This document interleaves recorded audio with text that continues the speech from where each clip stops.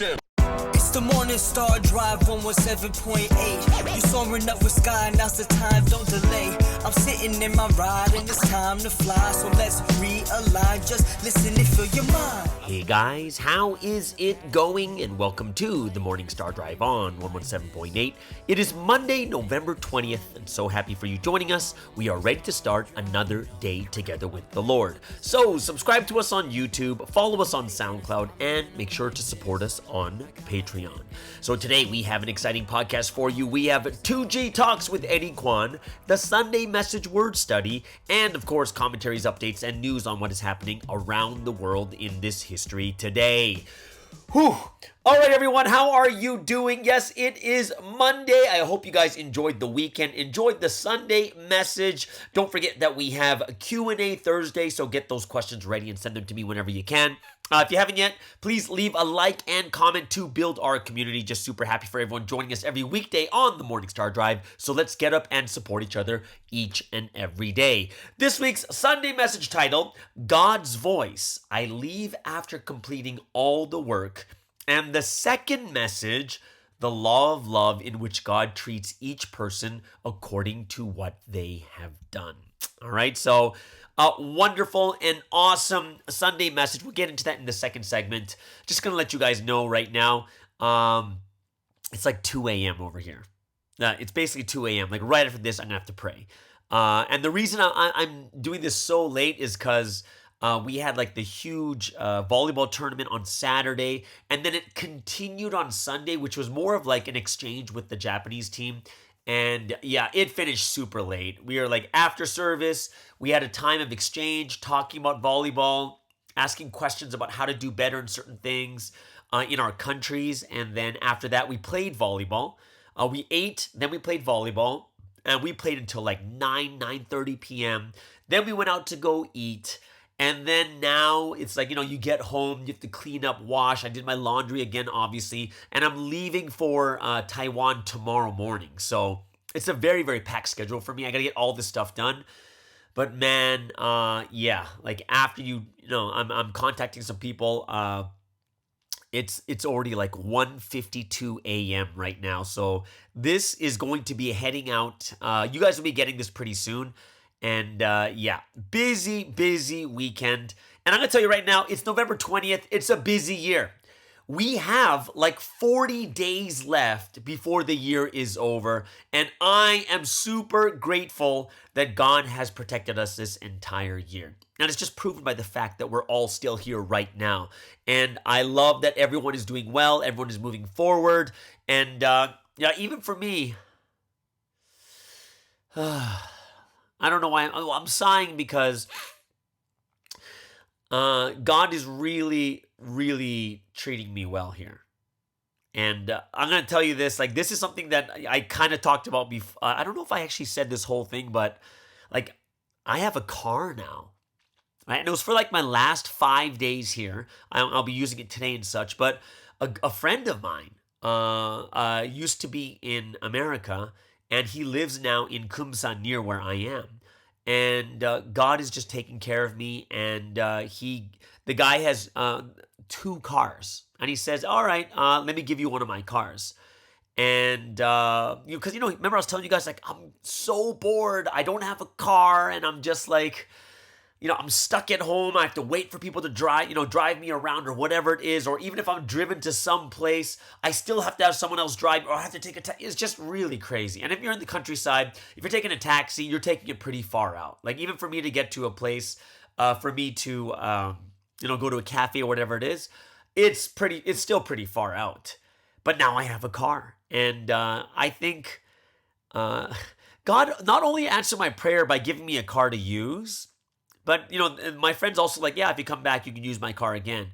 But he answered my prayers. And it's not just any prayer. Like, he answered my prayers, and he knows my heart so well. So the thing is, my friend has 2 cars. One is a nice car, and one is one's a nice car, and one is like his everyday use car, right? Which is like a Hyundai Sonata, older model, everything else, right? But he gives me his nicer car. And guess what? It's a BMW. And BMWs are expensive in Korea, right? Because it's a foreign car. And this is kind of crazy because it's God reminding me of my past too. Because when I used to live in LA, I had to get around and such, and I really really prayed for a car. Like, God, I really need a car. This, and this. And my roommate, his parents gave him a new car, so he gave me his old car, and his old car was a BMW.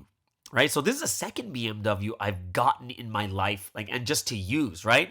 And like, of course, the one I have right now in Korea is just to borrow, but it's a newer one, fully loaded. It's got like it's got every leather interior and seating, everything else. I have zero complaints. Even though the gas to fill that car is like $100, I have zero complaints. I love being able to move around on my own, and it's just God. God is taking care of me, and I am so grateful and thankful. And let me tell you a funny story.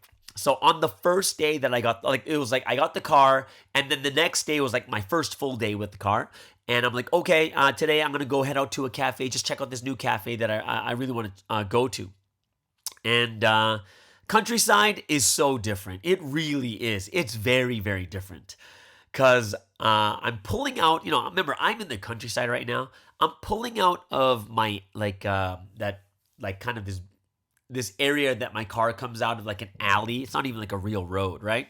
And I take a left, and, it's the countryside. And there's this grandmother standing on the side of the road. And remember, if you guys saw my Instagram, I was showing you pictures of when it was like snowing or really, really cold, like getting close to snowing. It was the day before it was snowing, right? And she was at a crosswalk. So I'm thinking, oh, she's going to cross the road. So as I'm slowly driving, I'm going to let this grandmother pass, like cross the road. And instead of crossing the road, she's kind of like, she's waving, and I'm thinking she's telling me to move forward, like go first before she crosses over. But then as I get closer, she's waving to me, and I'm like, what's going on? So she's waving to me, so I pull over, and she's like, can you give me a ride into town? I need to go to the bank. And I'm kind of looking, this is kind of funny, right? It's like this, I don't know who this person is.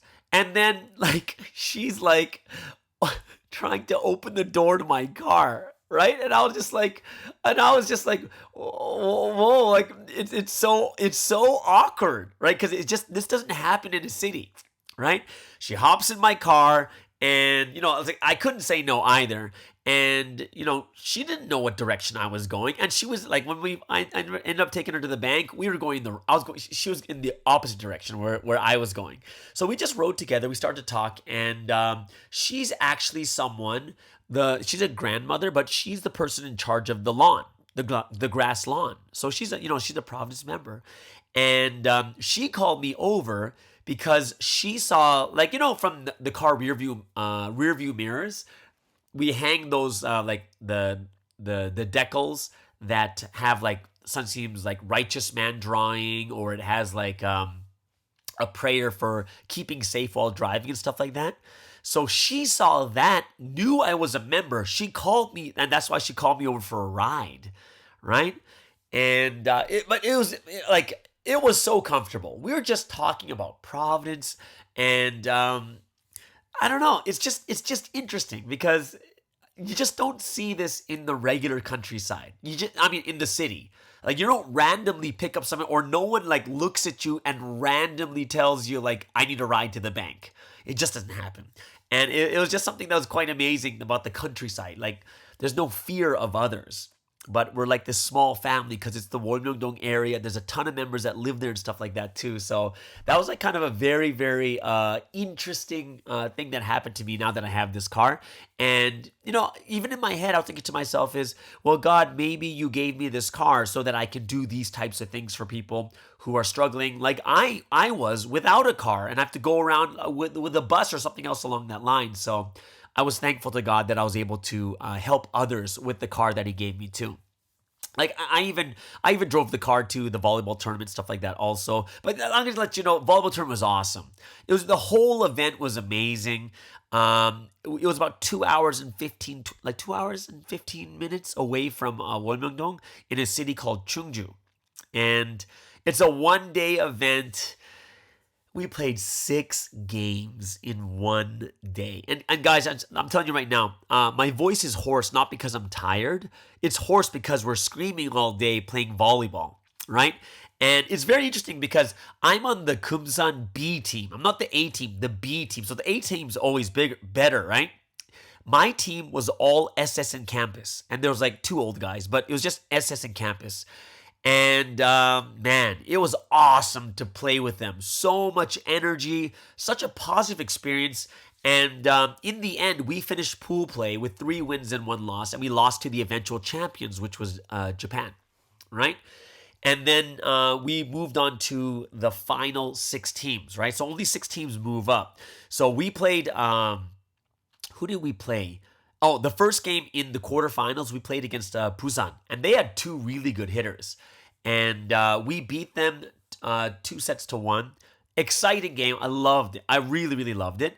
And then we lost to Chungju, which was the host team, which we don't feel that bad either because they ended up finishing 2nd place, right? So the only 2 games we lost was the teams that got 1st place and 2nd place, right? And like, think about this, guys. At my age, I played 6 games in one day. It was like, by the time we reached the last game, I was spent. I was so exhausted that, like, I don't know if this is because of this, but my body wasn't reacting well at night. I was just sweating. I went to sleep at like pretty late too. And I woke up an hour later, Sunday morning, like at 3:30 a.m. And I'm just sweating things out. I'm just like, whoa, maybe this is not a good sign that like my body's breaking down, right? And I have to say, it was just a great experience, right? Just being with the campus in SS, making it all the way to 3rd place, it was awesome. And, well, you know what? I'll tell you this. I did have one bad moment where my emotions got too high or the competitive spirit got too high, for sure. So remember, the pool play is, just everyone plays 4 games each. And, we won the first game, lost the second. Then we won the second, we won the third and the fourth one, right? So the quarterfinals, like, we were pretty confident that we would make it to the final 6 because the only strong team in our pool was really Japan. Okay. Now, when we got to the quarterfinals, like, this is big because once you lose, you're knocked out, right? So we're playing against Busan, and they have a pretty strong team, and they actually won their pool. And for me, like, in my heart, I was like, man, I really, really want to go to the semifinals. Like, that's something that's one thing I really wanted. And it reminded me of the World Cup in 2002 because what Sunseem said is, Korea finished in 4th. At the World Cup in 2002. And the one thing that Sunseem said was going to the semifinals, right, being the top 4 team is like riding in the same car with each other, right? It's just that 2 in the front and 2 are in the back, but you're actually in the same car. So Sunseem was like saying, yeah, semifinals is a big deal. It's like making the finals. The final 4 are in the same car together. Everyone else are in different cars, right? So I was thinking to myself, like, man, we got to make the semifinals. We got to make the semifinals, okay? So we're playing Busan. We won the first set. And then we were winning the second set, and then we started to lose.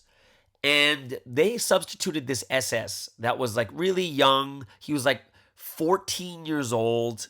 And, he wasn't very skilled and stuff like that too. And this kid made like a big mistake. Not a big mistake. It was just a mistake. And, at that moment where I'm a little bit more emotional, I really, really want to win, I asked the coach to sub out this kid. Right? And, honestly, the kid didn't do anything really that bad. But it was just my wanting to win so badly that, that made me tell the coach to sub this kid. And I'm so thankful that the coach did not sub this kid out, right? But I just realized how fast emotions can slip in, right? And, emotions will slip in, but we have to correct ourselves quickly. We really do. Because, I don't think we can, I think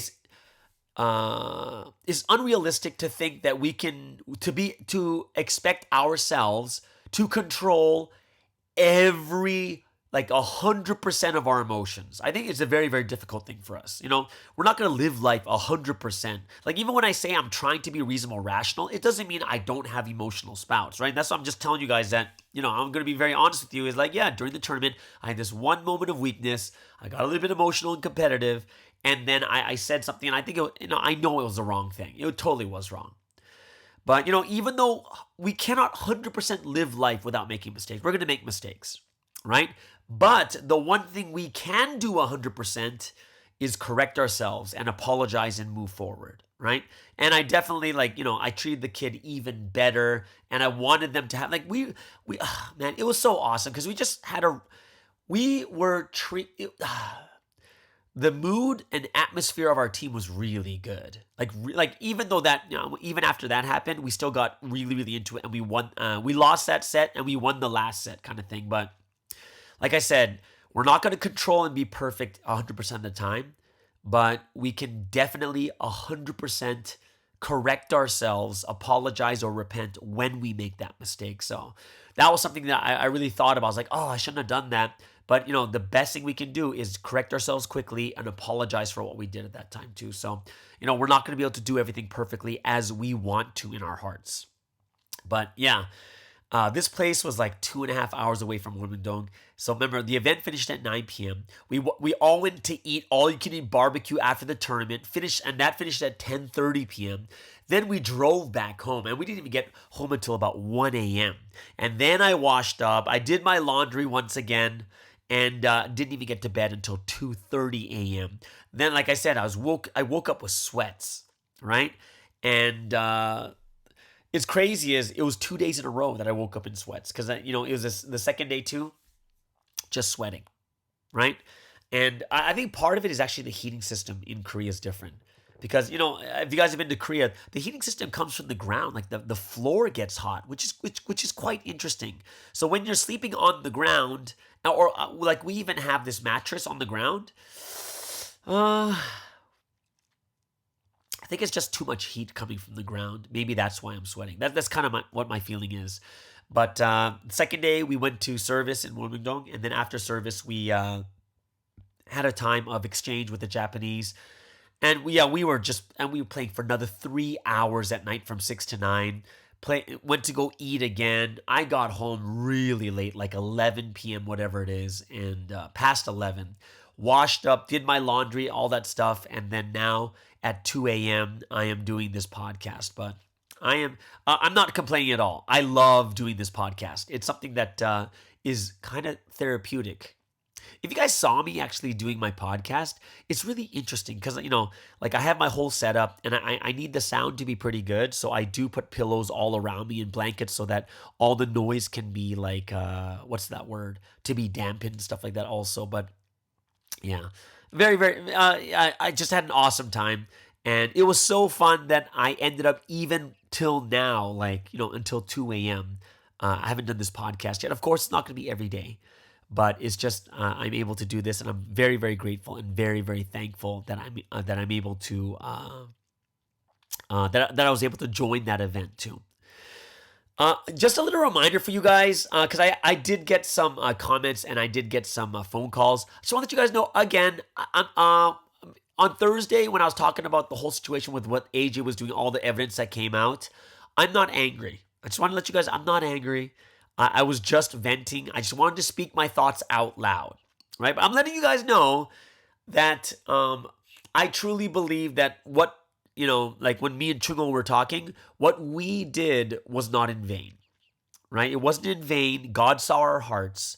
And when we were running for this history, and a lot of good came out of that time too, even when we were running with KJS, because many people were saved. Many great things about God came out of it too, right? So even during that time, we started buying church. No, was that buying churches around that time? Yeah, even with KJS there, we were buying churches and stuff like that too. So I think from all these things that we're hearing about what happened with KJS in the past and such, I think the bigger mistake would be to say that everything we did was it's a big mistake to say that everything that happened, now that we know that KGS is bad, every single thing that she did was wrong. And we would say, I think that would be disingenuous. Like, that's something where we look at and say, no, no, no. There were a lot of good things that happened out of that too. And we really, really don't know when she actually kind of turned. We just don't know, right?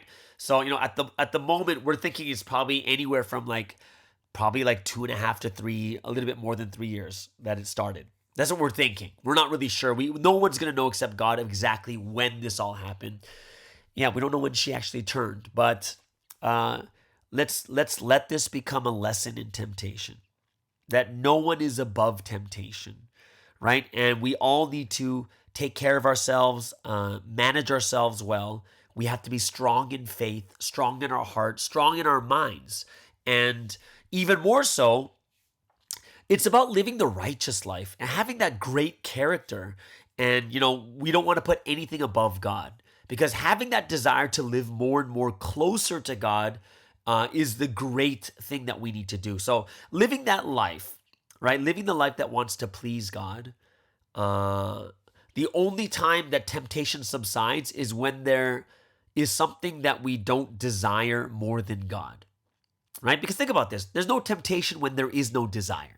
So once desire sets in our hearts, we begin to want something more than we should, and then it takes over our thoughts, and we try to find ways to make it happen, even if it's evil or unrighteous, right? So my point is, we need to always be praying. We have to always set our hearts and our minds straight so that God is number one, that He would be, and the things that God wants will be the number one thing: living the righteous life, living the virtuous life, living the life that wants to do things the right way. Right? And that's the thing that's going to keep throwing off the temptation so we don't get tempted too strongly either. So that is something that I was thinking about too. Is this is something that we have to realize, is just because she did something wrong, it doesn't mean that every single thing that she did was wrong, right? Because like I said, we need to figure out when she actually turned. And, all throughout history, another thing that we do know is what? We also know that, God works through all people. God works in many different situations too, right? So God even used King Necho, who was the enemy, right? And God used the enemy because they were the ones that were strong and capable of resolving the issue that Israel needed, right? And, if we were to be honest about ourselves too, are we all perfect, and are we always in the best condition? No, we're not. We're not. Even leaders are not always in their best condition, right? Even people preach at the pulpit are not always in their best condition. But one thing we do see is the grace and mercy of God. That, He's giving us time to change. He's giving us time to fix ourselves, giving us time to repent, giving us time to do things a better way, right? And, if the biggest problem was when they let it run wild, and it wasn't the proper thing, right? And I think it's very, very good from this week's message, where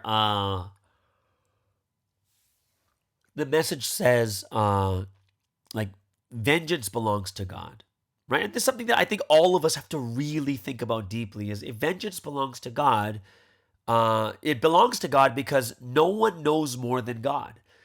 Sometimes we look at people and we say bad things or think bad things about them, but the reality is we don't really know what people are going through. We don't actually know what actually happened either, except God, right? And we do know God as a gracious and loving God who wants people to be saved. So yes, we're going to make mistakes, and yes, sometimes we're not going to be in our best condition, and God is waiting for us to repent and return to Him. So that is something that I was thinking about too, is because people would say that, well, she was really bad. How long was God going to keep her on the pulpit, right? That's not something, how are we going to know this? Who knows when someone's heart has changed? Who knows? Who knows how long God is waiting for them, right? Who knows? Only God Himself. And that's something we leave to God. It shouldn't be something that we think that, well, God, you should have done this, or God, how could you let this happen? I think that would be a very dangerous way of thinking, because there are many times, even when head leaders are struggling, they're going through different things, And if they are, God is someone who's very forgiving, very merciful, And of course, we're supposed to be in our best condition, but we're not always like that all the time. So to say that, oh, how could God keep her on the pulpit, this and this, it's coming from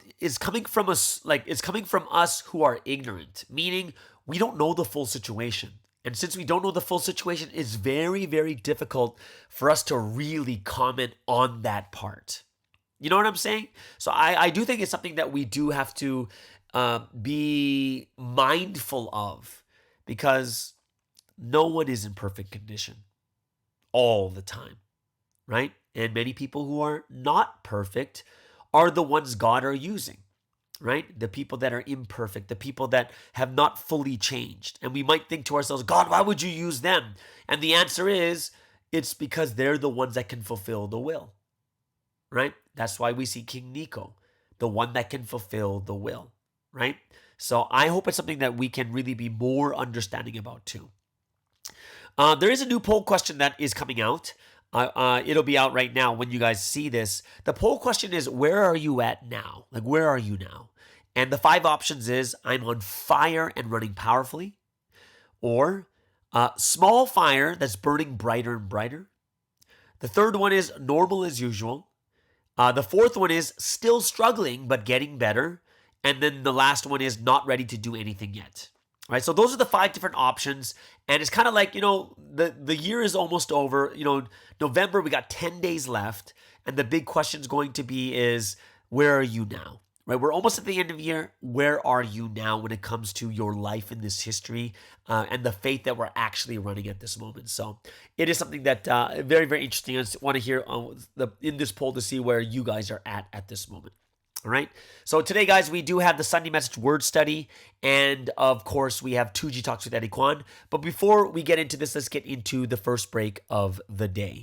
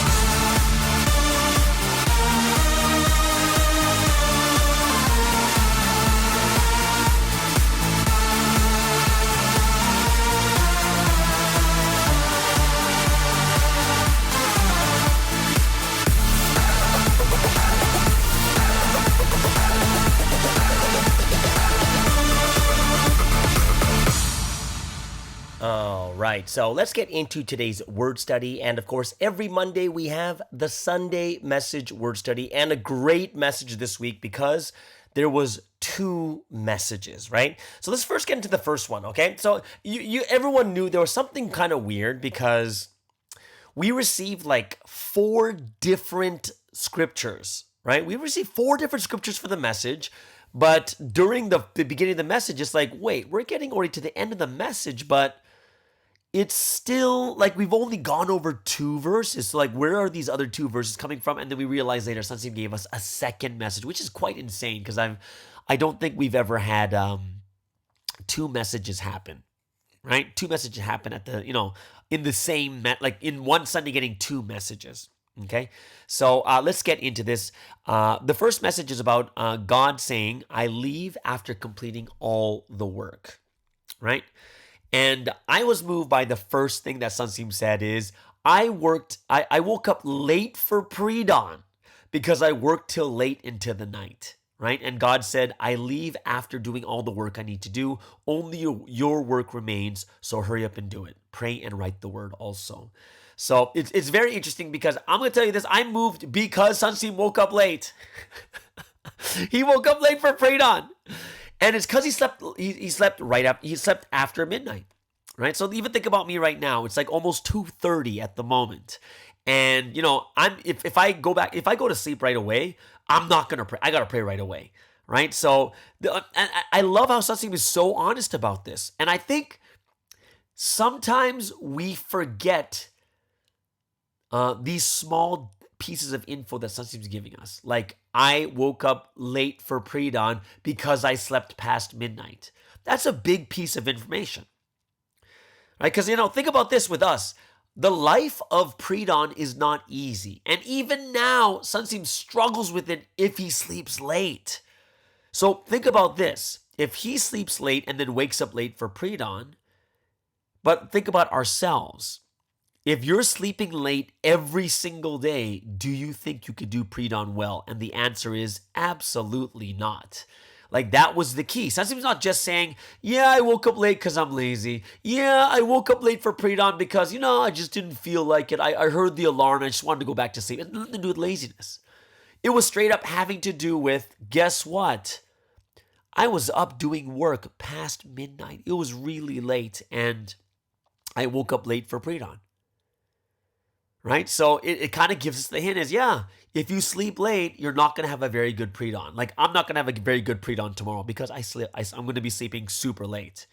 Right? And what God is telling us is, through the message, that this first part of the message, Sunsteam's like, I woke up late, right? Because I slept really late. But what God is telling us is, we need to do the work that we need to do every single day. We got to finish that work. And what's going to happen in life is whenever you finish something, it is there for the rest of your life. Like, it's there meaning that accomplishment has always been there. Example, even for myself, the stories I have in the past between me and Sunsteam, between me and God, like, that is always going to remain because it's completed. When it has to do with evangelizing someone, when it has to do with something that you complete, a project, whether it's like decorating something from church, whatever it is, all that joy and happiness that comes from finishing that type of work will always be there. And that's why sometimes you'll sit there with some of your friends, like remember with me and Chungho, we'll talk about the things that we did in the past, and that remains, right? And like, if you fail to complete something, if you don't do your work, the work that you're supposed to do, it leads to more problems, right? Like, I remember in high school, we had like a science project we had to do, and I didn't do my part, and I suffered the most. We have to complete all of our work while doing the work, complete the work that we have personally, while also doing God's work, right? Holy Spirit's work, Holy Son's work, Jesus' work, right? We have to do it together with the Trinity and the Lord. Then we're going to be happy, then we'll be joyful, and then we live without regrets, right? We got to complete it. So here are like, Sunsteam wrote about 9 things that happens if you don't complete things, right? Or if you complete. And what Sunsteam says is, if you want to live completing all the work you must do, you must pray. Only then will the Trinity and Jesus work with you, and thus you will take action as their body, right? If you want to complete that work, what do you have to do, guys? Pray. Because prayer allows the Trinity and Jesus to work with us, right? And then we become their body. The second thing, number 2, was if you want to complete all the work, you must do, if you want to complete all the work you must do, you have to work diligently. Very obvious one, right? You have to be diligent. Number 3, in the course of completing your work, you will face hardships, right? It's kind of like what I'm doing right now, completing my work of this podcast, right? And while I'm doing, sometimes I have really busy days, but what's going to happen? I'm going to go through hardships. I'm going to be doing this at 2:30 in the morning. Number 4, you will also face tribulations, and it will be difficult for you. And I think that's something that we're all learning this year, like how difficult this could really be. Number 5, you will also face suffering that bring tears. That's pretty incredible. Like incredibly, doesn't it make you not want to do it? It's like, oh my gosh, we're going to face suffering that's going to bring tears. But it also, makes me think of Sunstein. Like, he's doing the work he needs to do, and it's bringing him to tears.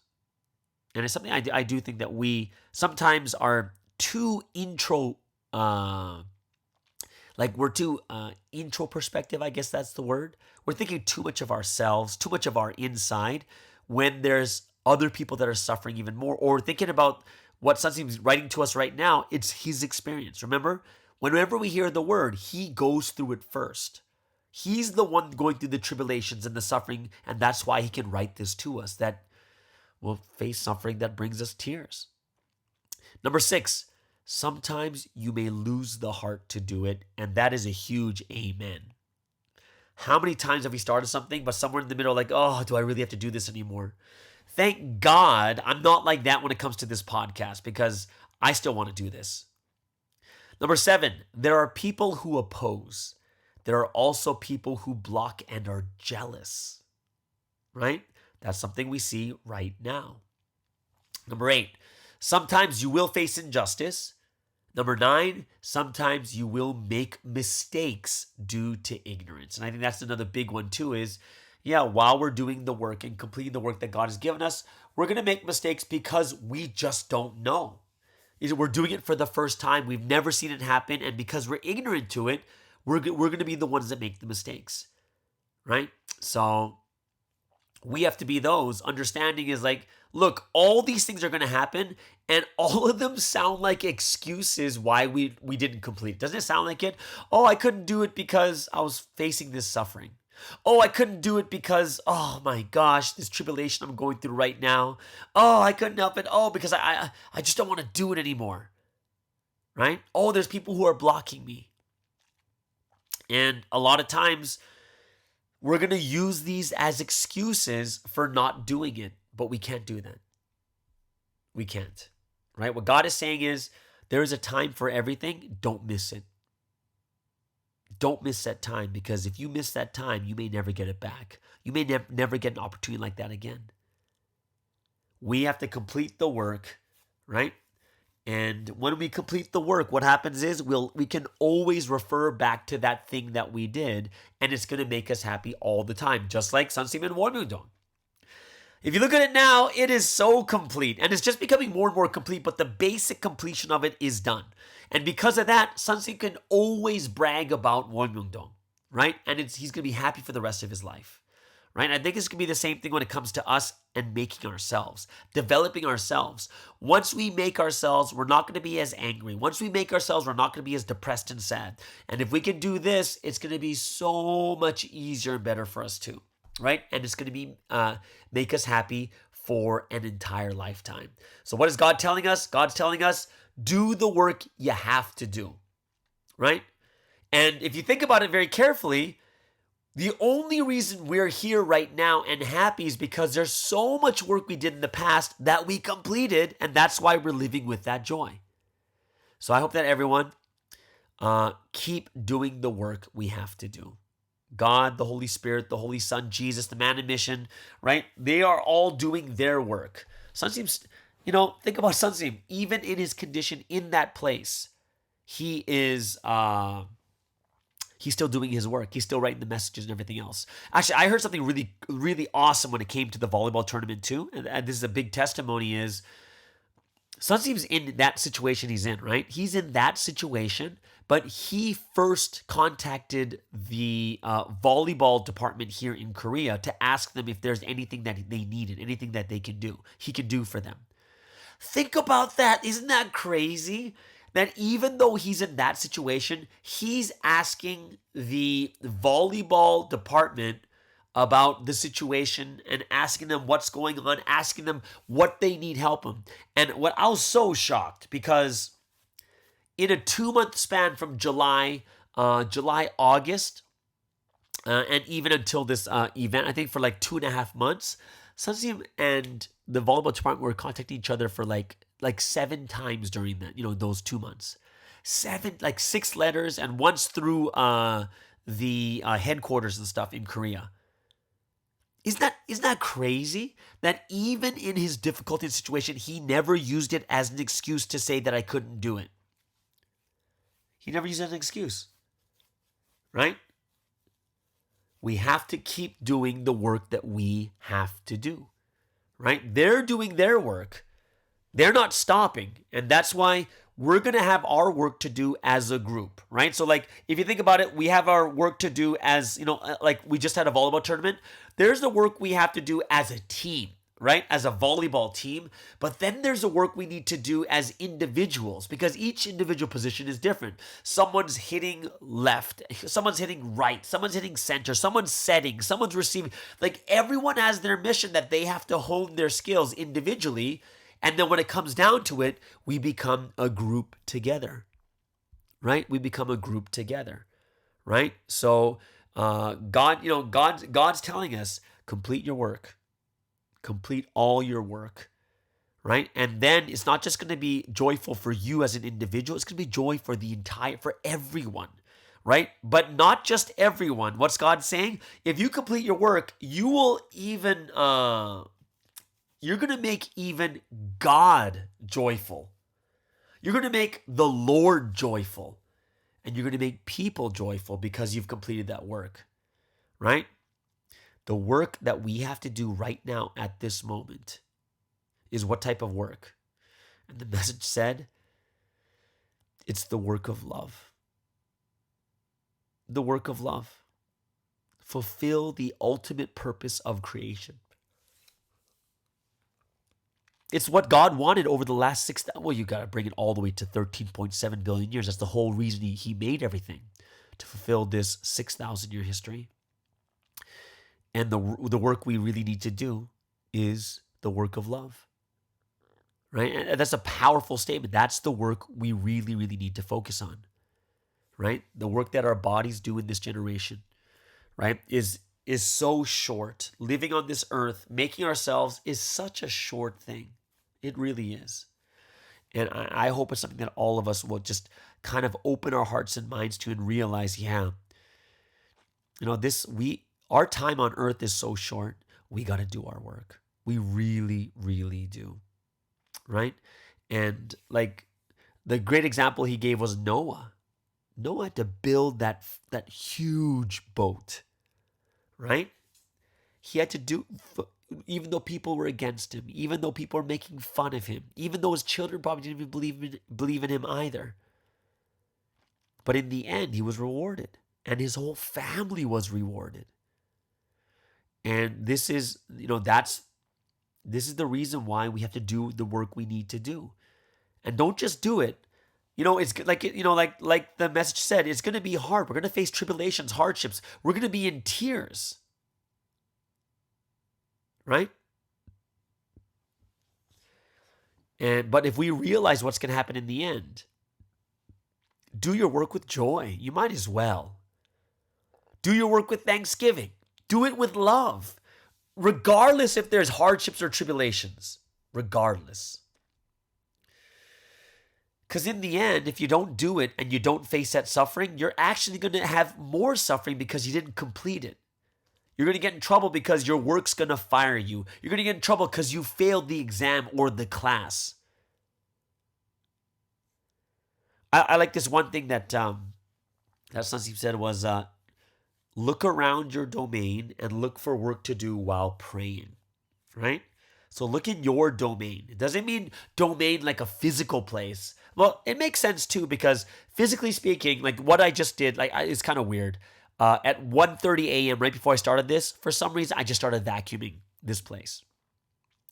And because there was like dirt on the ground, right? So what happens is we have to look around our domain physically to see what kind of work can I do, but also spiritually is, God, what kind of work can I do in my domain? Which means, what is your expertise? What are the things that you're supposed to be doing, right? And, I like the point is, don't try to just live comfortably, right? Because when you try to live comfortably, you're going to avoid work, because work brings suffering. We all have our work we need to do. And since we're entrusted by God, right, we have to do it because that's our responsibility. And I think responsibility is a huge word. I love the word responsibility. It belongs to you. You are responsible for it. If you don't get it done, it's not going to get done. Right? And if you don't get it done, in a lot of cases, the work you don't do actually causes harm or loss, not just to you, but it could be to an entire group. Can you imagine if, like one thing that happened today with the volleyball, right? They rented out, what do you call it?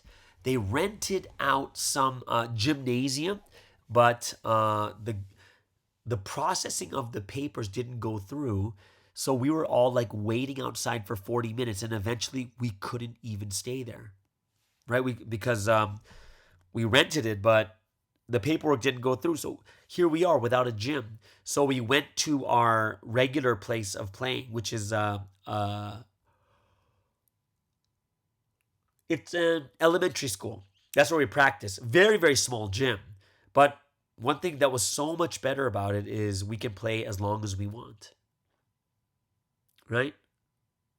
So, we've all, it's really amazing how God turned that situation. Like for me, I was just like, wow, God, here you are making something that looks really bad, but changing it into a situation where it's actually better for us.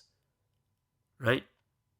So, there's one part I like this, like, hey, one of the blessings God giving us is what? It's the blessing of work.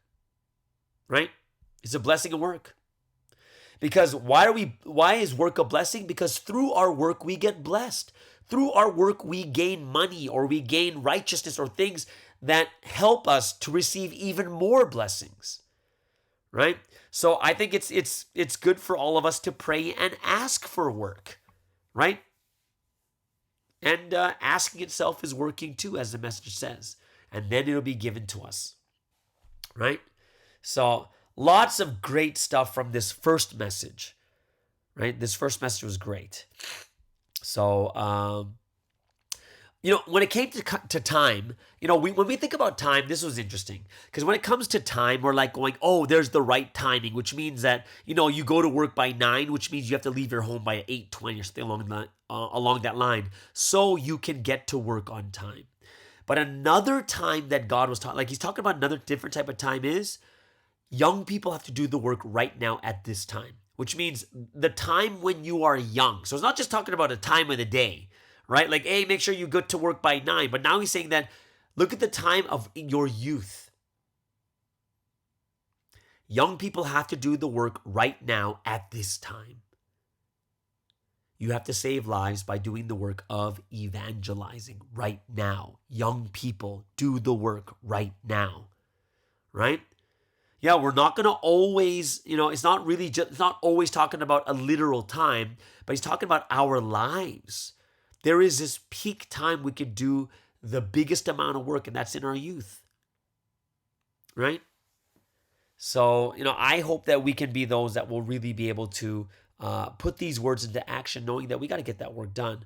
Right now is one of the biggest times of tribulation. It's a huge time of tribulation, but we still got to do our responsibility. We still got to get the work done. Problems are going to occur. We got to get it done, right? And when the time to work comes, like people who are doing organizing the volleyball tournament, once the tournament starts, there is no stopping. It is just crazy busy. The second part of the first message was about what's it called? Pros and cons. Everything has pros and cons. I loved it. I love this part of it. Everything has pros and cons, right? Everything. And we need to understand is that because there are pros and cons to everything, right? If there's pros and cons to everything, what was that one part? I'm trying to think about in my head. I'm a little bit tired right now, but I'm just trying. No, I have it written down here. But one of the things I really liked when he talked about the pros and cons, he said that, because we're on the earth and the earth is not perfect, the earth is not heaven, whatever work that is done, there is always going to be a pro and a con because it's not heaven. Because when you're in heaven, it's all pros. But here you are on the earth, that's an imperfect place, and you're going to have pros and cons for everything, even the things that God does. So sometimes we might think to ourselves, is like, if this is God's work, then why is this bad thing happening? And the answer is because we're here on this imperfect world, and it's just going to be, that's what's going to happen. The imperfect world is going to have imperfect things happening, and even the things God does is going to have a good and a bad, a pro and a con. Right? Everything's going to have it.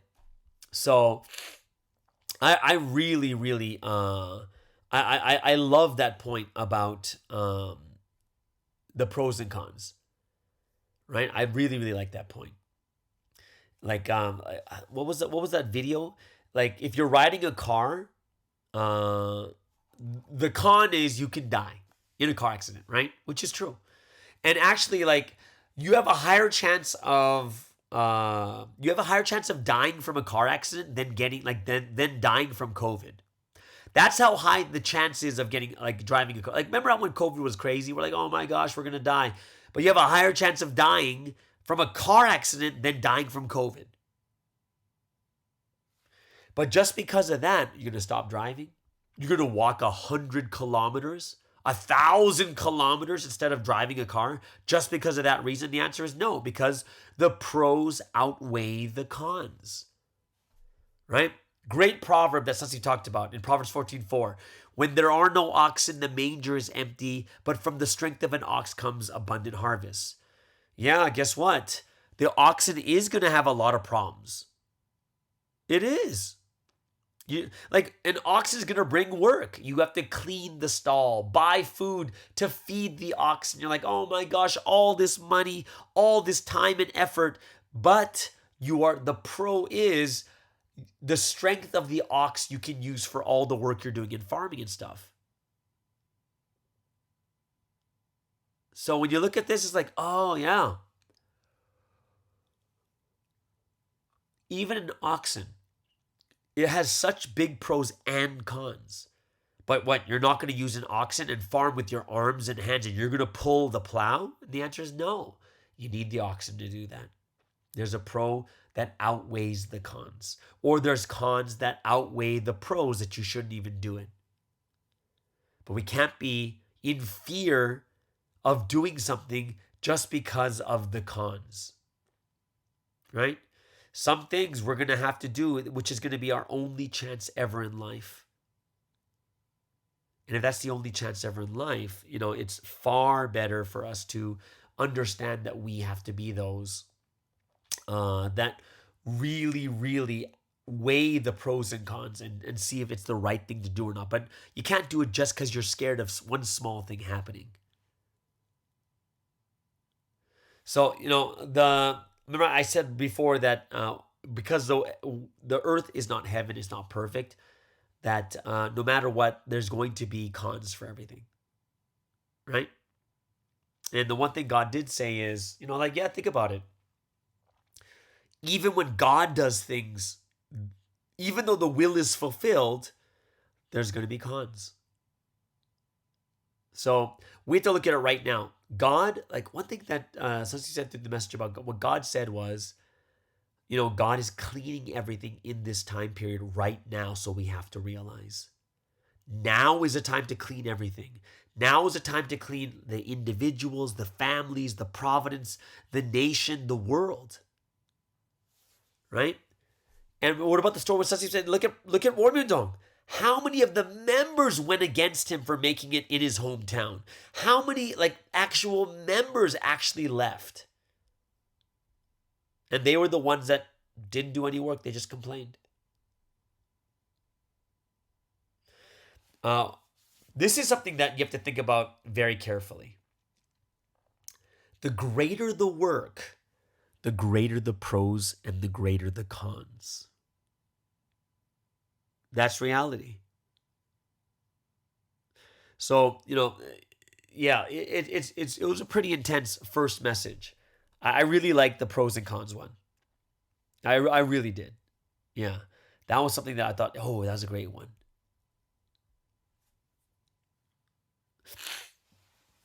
Oh, what about this one when it comes to pros and cons? When you look at God's salvation history, at Jesus' time, the big con was Jesus dying on the cross. But the pro was opening the path to salvation for all mankind. Can you imagine how hard that decision was for Jesus? Right? That's a hard decision. But the ultimate thing was the path of salvation for all mankind was open. Right? It was open. And that moves us, and so that's the first message. Let's move into the second message. The law of love in which God treats each person according to what they've done, right? And, that's what the law of love is. The law of love is everyone gets to according to what they've done. Absolutely. God treats every person according to what they do. Their work is the work that they do is the law, basically, right? And what the message said was, if people know God and the Lord more, then he treats them that way. If people are close to and love God and the Lord, he treats them that way. That is the law. So basically if you want to be treated differently, you need to learn more so you can love more. The more you realize, the better the laws you will live under, right? Look at the Old Testament. Crazy strict. Like you would die. You get your hands cut off. That's how crazy it was. Right? Look at the laws in each time period. They change from stricter to more of a law of love every single time. The more a person loves, the more God lets them live. Right? And treats them more better with even more love. Each person is treated according to their deeds. Right? And it's going to be, even if all of us are in Providence, we're all going to be treated differently in heaven. Because it all depends on how we treated God, how we treated the man of mission. I like this point here because, there's a lot of people that like to say something like this. Remember the question they brought up? Give me 1 second. I'm going to have a quick drink here because my voice is really hoarse. People say, why does that person live being treated that way? And why am I living being treated this way? And it's interesting because that's what happened, when I was telling you last week on Friday, of why they left Providence, but why are they so successful? I'm comparing myself to them. Why are they being treated that way while I'm living being treated this way? Why did God give that person more? And why did I get so little? And what Sunseep said is, God's not going to even answer that question. Right? Every person lives according to how hard they work, how much they study or research, and how much they live according to the skills and the things that they've mastered in life.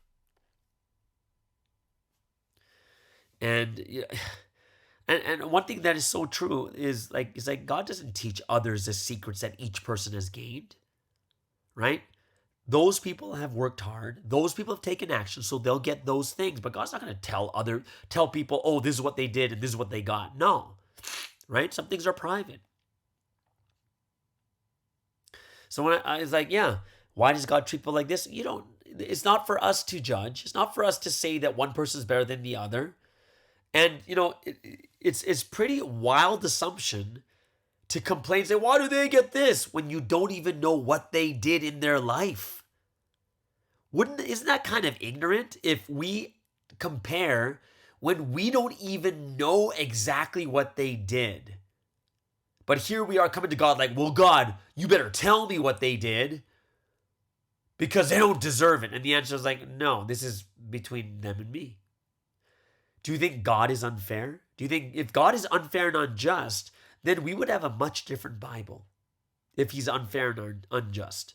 But because we know he's fair, we know he's just, what does that mean? Because we know this is why we're really, because we know this is why we can, I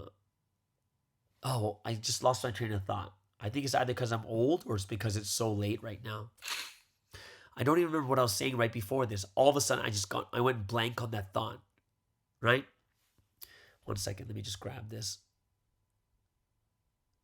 Yeah, so we shouldn't be complaining about what other people get and what we didn't get. Conditions are set all the time. And because they're set, it's very difficult for us to say they deserve it, they don't. No, it's kind of like this week's message. Judgment belongs to God. Vengeance belongs to God. It's not for us to ask or seek. God's not going to be the one, airing out people's dirty laundry. It's kind of like that question that was brought up last week is, well, if, why didn't Sunsteam do something about KJS? And the answer is, Sunsteam has manners. He's not going to just throw people away. He's not going to just be that person that's going to be like, oh, well, look at you. You're terrible. You've done this or that. No, he's not going to air out people's laundry. People are complaining about, oh, when did Sunsteam know about KJS, this, and this? No. God is the Almighty God. If we trust him, we let that trust flow through. Right? And even right now, the law is what? The law for the complete testament is different for each person. Why? It depends on how much we love. Do we reach the level of beloved bride? In the end, as Sunsteam said, your actions are the law. This was kind of cool. It says, the secret things you mastered while living your life, working hard and loving is the law that applies to you between you and God, the Holy Spirit, the Holy Son, and Jesus. They can't teach you everything just because you're favored, just because you're a bride. Each person must live their lives being faithful and mastering things on their own. God's not there to equip us with these skills because equipping of a skill requires you to have experience. Equipping of a skill requires you to master something. And we need to live our lives being faithful and mastering things on our own. Right? Like right now, like the history we're living in right now, like we have, remember I talked about this, was this on Friday I talked about where there's so many different types of people that I've met here. It's the people that have left, the people that are like kind of weak and they're not really doing much because they don't have the energy to. Then you have other people, all these people are going to be at different levels and they've mastered their own things and they're going to be treated according to those things that they've mastered. Right? Great Sunday message. The second message here too. What do you guys think about when they read, there was a video on Jesus, no. It was Mary using her hair, putting like this expensive perfume on Jesus and using her hair to wipe his feet. And the one thing Jesus, of course, Judas Iscariot's is like, hey, this money, you could have sold the perfume and used the money for something else. But what the message does, what the message says that was really powerful is poor people, they'll always be with you. But I won't always be with you. It's talking physically, obviously. The harder time. And I really hope it's something that we will realize even more deeply. It's like, yeah, there's going to be poor people generation to generation to generation. There's always going to be poor people. But once the man in mission dies, it's done. We're never going to see that person again. Poor people will always be with us, but not the person that God has sent. So yeah, I enjoyed that part too, right? And then of course, Sunstein goes deeper into the message and says that here's the disciples trying to block Mary from using that perfume, right? She still did it, even though she's being blocked. And the message is like, don't stop doing something you should truly do just because people discourage you from doing it. We got to do it. And if you still do it, even though people are against you, but you finish what you need to do, think about Mary right now. 2,000 years later, we still talk about her story. Right? We still talk about it. If we get the inspiration of the Holy Spirit, of the Lord, if we don't do it, we regret for thousands of years. It'll be eternal.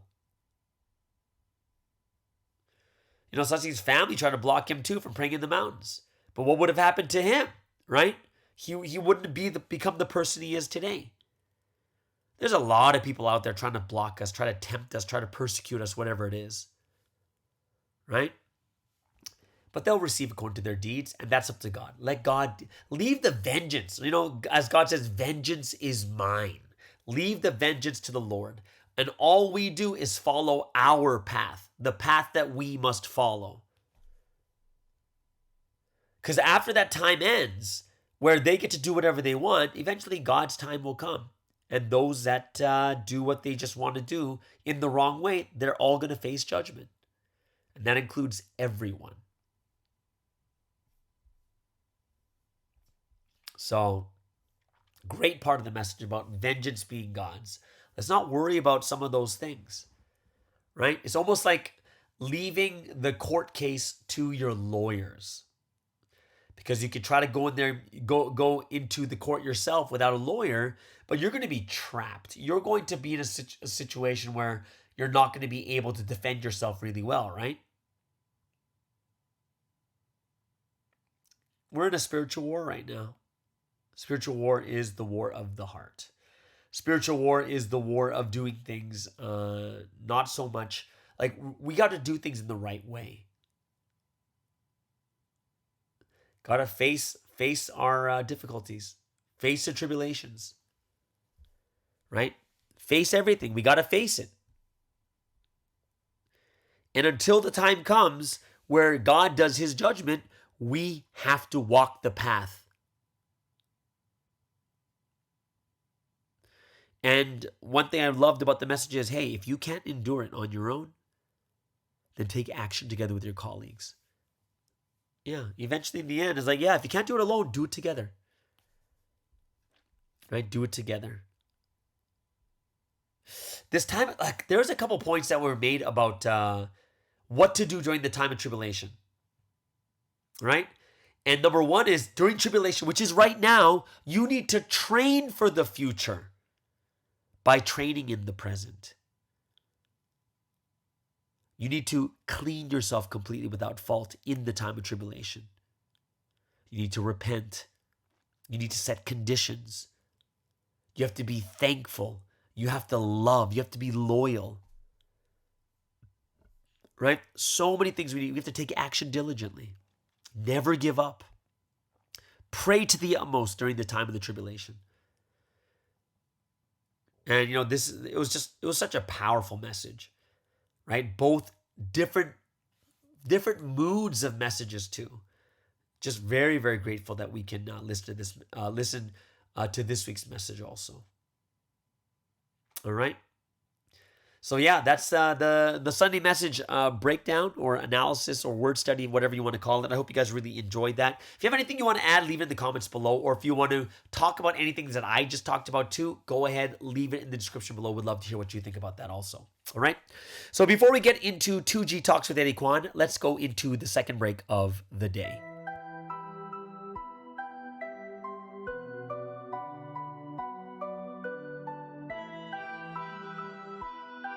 SB, let's get it. Hey, yeah. Me, I'm a monster. Walk on the court, I'm the baddest, yeah. I'm in my bag, making you think that's average, yeah. Me, I'm a monster. Walk on the court, I'm the baddest, yeah. I'm in my bag, making you think that's average. You don't want this smoke. You don't want this smoke. You don't want this, smoke. You don't want this, smoke. You don't want this, smoke. You don't want this, smoke. You don't want this, smoke. You don't want this, smoke. People look at me like monster. They don't know nothing about me. All they see is what they want to see. But don't forget God's in front of me. Ask who's doing the most. Ask who's doing the post. Me, I'm not worrying my woes. I just put people on their toes. They looking out for my throws. They don't be laughing my jokes. Me and my team, we be coast. When I'm eating, I do a toast. Love me or hate me, LeBron James. Me, I'm just running my mind games. 007 like Bond James. Let's just say it's time. Me, I'm a monster. Walk on the court, I'm the baddest, yeah.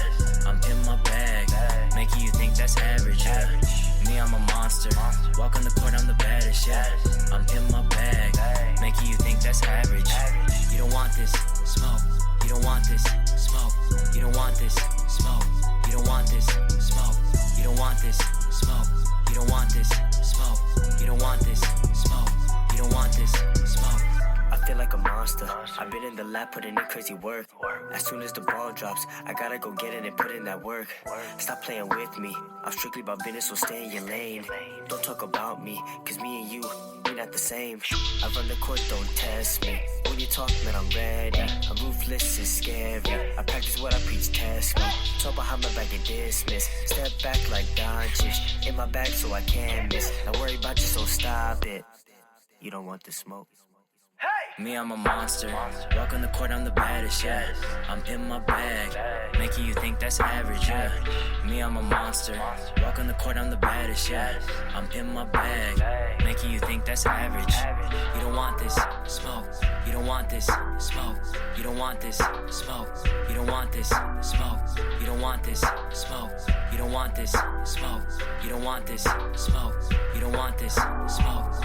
Me, I'm a monster. Walk on the court, I'm the baddest, yeah. I'm in my bag, making you think that's average, yeah.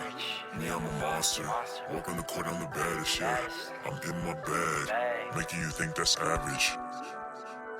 Okay, so let's get into our final segment for this Monday podcast. And of course, we have 2G Talks with Eddie Kweon.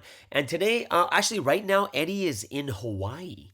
He's in Hawaii at the moment. Again, I'm not sure how long he's staying there, but he's going to talk about playing soccer in Waipio Soccer Complex. And this is where Sunseam held the soccer tournament in Hawaii. I think that's in like 2001, I think. And realizations from that, and from, he's going to also talk about part 1 of the Peace Soccer book. So I hope everyone's going to enjoy this. Yes, we're going to go into a book, Peace Soccer book, and I hope you guys will enjoy this. All right, please welcome all the way from Hawaii. This is Eddie Kweon with 2G Talks.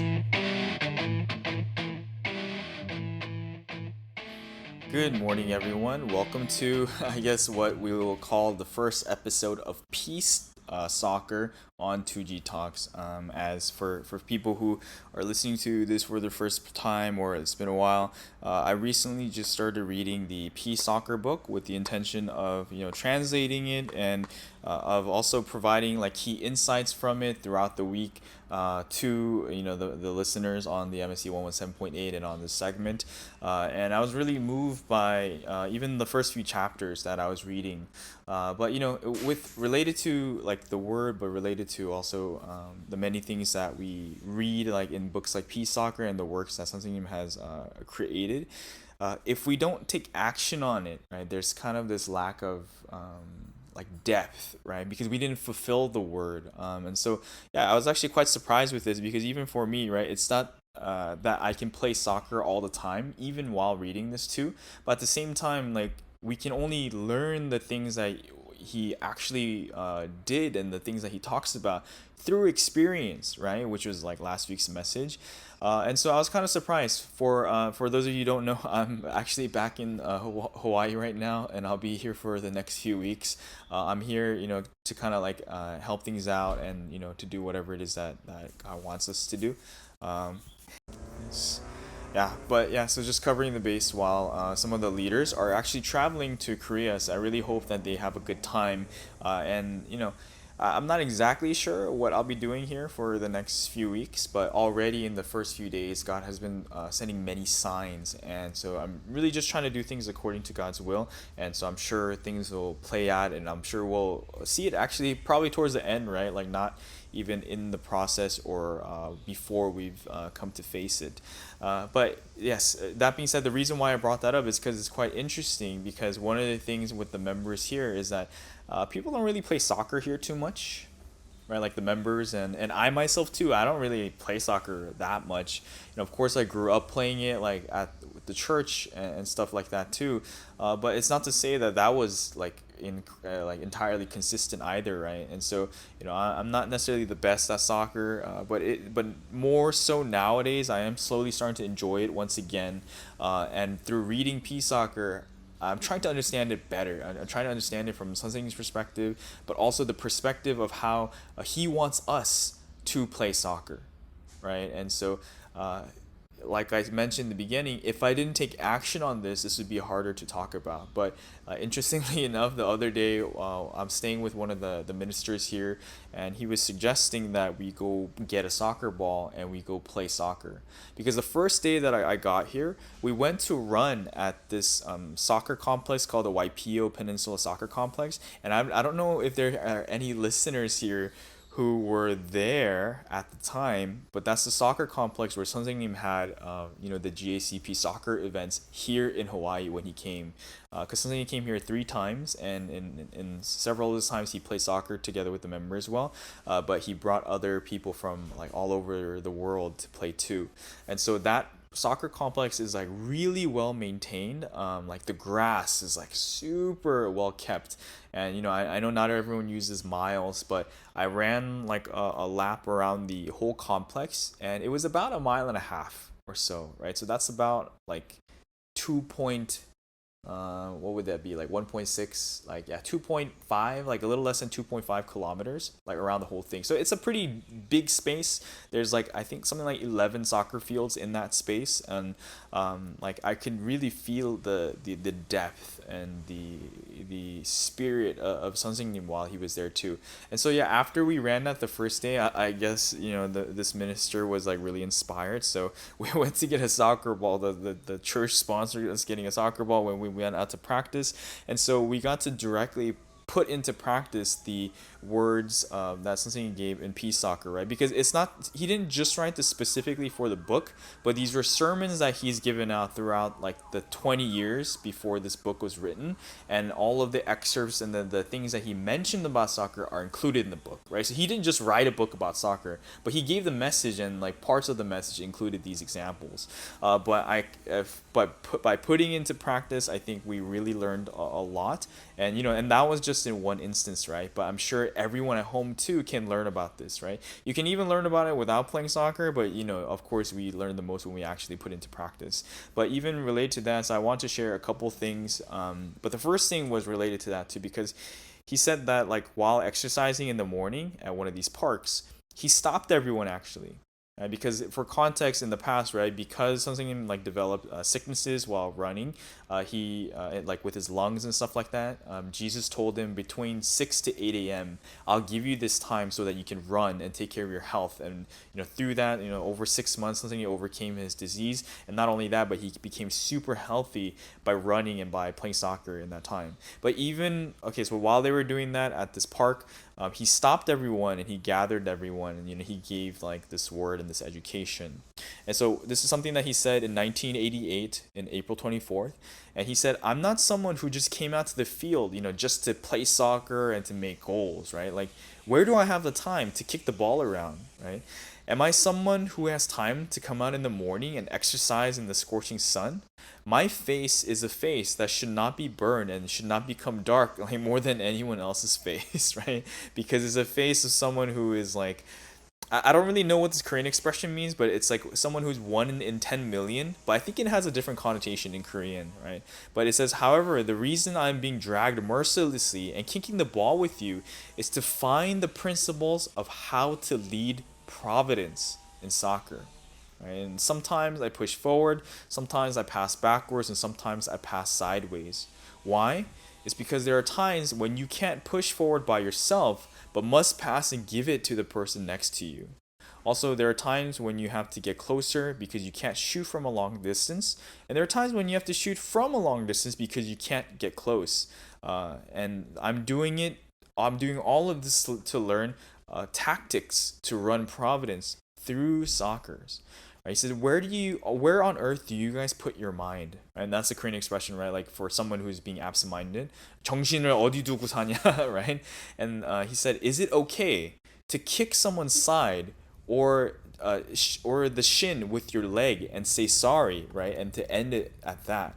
Right? Instead of doing that, shouldn't you learn about how to run for Providence by running while dragging your feet instead? Right? So I guess he's talking about how, like, people tend to play rough, like especially in the world, and how can we do that, right? Because we're running together with members and we're playing soccer for God, right? So would God like us, just kicking each other in the shin or slide tackling each other and stuff like that? And so when something said this, he said, only when I told them this did they take it seriously. And he said, no matter what I do, I always think of Providence, and even when I play soccer, I always run with that mindset. Do you think I go out early in the morning and run for 2 or 3 hours for no reason? All right, so I think this is something that we all know, why Sensei plays soccer, and especially since 2018 when he came out and he played again, people, right, like they saw just to the extreme about how much he played, and people, everyone could have questions about why that was the case too, but when you run and you realize these things, I think you can see for yourself, like once again, this is why Sensei plays soccer. And I'm sure everyone listening already probably knows that too, but by hearing these stories, I hope that we can take it to the other level. One of the other excerpts that I wanted to share was from 1991, from May 26th of 1991, and he said that they had like a sports competition at the time, and like it was, even though it was a sports competition with many other things, it was actually a soccer centered event, like compared to any other sport. And he said, why is it centered on soccer? Because God teaches all of Providence's tactics through soccer, and that's why I play soccer so hard. And like related to this, like from a separate excerpt, I think I was really moved by this. And he said, like, even when he was like learning how to run Providence and learning how to play soccer too, in the beginning, he wasn't like really bold, right? Like boldly going out and like, like just doing it, like running really hard and just dashing forward. But instead, he was kind of timid too, and he wasn't sure of how to run history or how to like play soccer either. But he said, like, through playing soccer, he like learned all of the strategies and like what he should do. And in the past he hesitated about whether he should do this or do that, but after learning through soccer, he pushed forward fierily in Providence, right, with strategy and with operational tactics, as he does in soccer. Right, and so he like yells, right, and he like, with the intention to smash and to destroy the ball, right, and realizing that there's no reason to hold back, he's able to make the ball fly, right, by kicking it really strongly, right. And he said like it was so much that with that he's able to kick it all the way from the Seoul metropolitan area to the local church. But yeah, so like something we learned about that too, and this is something that I too kind of experienced this week, and that's the reason why I wanted to share it too, because as you guys know right now, like many people, of course, we're setting this special prayer condition, which I guess at the time of listening, there's one final day left, right? But we're also going out to get petition signatures, and I know like so many people across the world have been working really diligently for that. And so for everyone who worked in some way, right, whether physically, spiritually, or behind the scenes, or whatever the case might be, to do those things, I really thank you guys, and I commend you guys too. And so yeah, even while I was here in Hawaii, because I wanted to help out the members and do for them what it is that I could. So I asked someone like, hey, yeah, like I'm really thankful for everything that you've done. Is there something that you need? And this member said, can you go with me to get petition signatures? Because, it's like more difficult to do by yourself. And so like at first, because I made the promise, right? So I just have to accept it and just go. And it's not to say that I didn't want to do that, but just like with something you said too, like, I felt a little timid about it and hesitated because of course it's something I wanted to do from the very beginning. And you know, even when all the things about the petition were coming out, you know, I was helping kind of like translate parts of it and make different attempts that American Province was doing for it too. But in terms of going out and getting actual signatures from people on the streets, that wasn't something that I was able to do until then. But you know, with the same mentality that was in this Peace Soccer book, like that's something you said, instead of hesitating, I just went out for it. And some things I couldn't explain like completely, but actually most people didn't really have too many questions, right? But it was just a matter of being bold. So I like every single person, like there were 4 of us, so we split in 2-2, and so I went with this like younger life, and he's so great too. But I felt that going together with him, that I just had to be bold and just say it and just do it. And so every single person that we saw that it seemed reasonable to ask, I just went forward and I asked, and I think in that way we did it together. And it was really amazing that we were able to do that. And it's not to say that I overcame that hesitation, but you know, through soccer and through doing these and through going forward boldly, we're trying to learn this mentality about how to live Providence, about how to play soccer and learn about God and learn how to live our life through this sport. And so to wrap it up, yes, those are like, you know, a combination of the updates of what's been happening this week, you know, for us here in Hawaii and for where I am, and also these kind of excerpts from Peace Soccer. If anyone is interested in reading this too, I can try to share the link as I go along. But yes, I'm only a couple of chapters in. I just finished part 1 of the book, right? And part 1's overall title is God's Soccer Culture. Yeah, so I just finished part 1 of that. And so next week I'll be going into part 2 and chapter 5, I believe. And so, yeah, hope you guys are excited about this segment, and hopefully you guys can take action on at least part of this and gain the benefit from doing that. But yes, so as I guess one way to conclude this segment, and I'll say this every time, is with Peace Soccer and with what we're doing, is that this is glory that is given to God. Right? It is praise heard in God's ears. Yes, so thank you guys, and I'll kid you guys on another week's episode of Peace Soccer with 2G Talks. All right, so thank you so much, Eddie, for another wonderful episode of 2G Talks. And I love it how he's going over the Peace Soccer book. And I love how, like, he's in Hawaii and you can hear, like, what is it? Like someone's cutting the lawn outside or something during this recording. But it makes it even more raw and more real. But I hope you guys really enjoyed that. Leave a comment below for Eddie. He would love to hear what's going on in your life too. All right? Or what you thought about his segment for 2G Talks. Okay? So there it is, guys. That is today's Monday episode. Hope you guys super enjoyed as much as I have. It's past 3 a.m. right now. I am so thankful that I am finally done. But yeah, everyone enjoy your Monday, and we'll see you guys again tomorrow on the Morning Star Drive on 117.8. It's the Morning Star Drive 117.8. You soaring up with sky, now's the time, don't delay. I'm sitting in my ride and it's time to fly. So let's realign, just listen and fill your mind. I'm burning with desire and the passion.